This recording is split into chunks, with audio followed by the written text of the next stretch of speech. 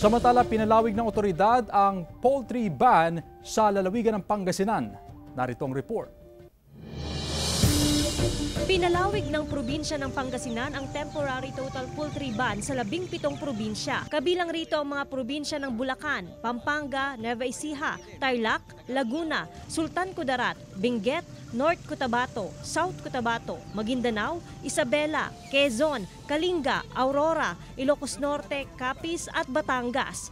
Ibig sabihin, bawal munang magpasok sa probinsya ng Pangasinan ng mga livestock gaya ng pato, pugo, kals, kalapati, manok panabong, iba pang klase ng ibon at byproducts nito mula sa nasabing mga probinsya. Hindi pa po na-uplift yung kanilang red zone pagdating ma'am sa AI section. To ensure ma'am yung ating province na ma-maintain po natin yung AI free. Asahan din umano ang mas mahigpit na animal quarantine checkpoint sa borders ng probinsya upang mamonitor ang mga dokumento ng mga produktong ipapasok sa probinsya. Hindi naman maiwasan ng ilang poultry breeder gaya ni Gilbert mula Mangaldan, Pangasinan na mangamba, kaya binabantayan din nila ang kalusugan ng kanilang mga alagang manok. Ito, pag bagong hatch to, vaccine kaagad.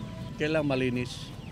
Malinis ang kulungan, malinis ang pagkain, tubig, palit palagi. Maaari ring maging carrier ng virus ang mga taong nanggaling sa nasabing mga probinsya. Mainam na magkaroon ng foot bath sa mga kulungan at iwasan na lamang na magpapasok ng ibang tao rito. Sa ngayon, nananatiling avian influenza free o bird flu free ang probinsya ng Pangasinan. Kasama si Jing Dakanay, Joan Punsoy, One North Central Luzon.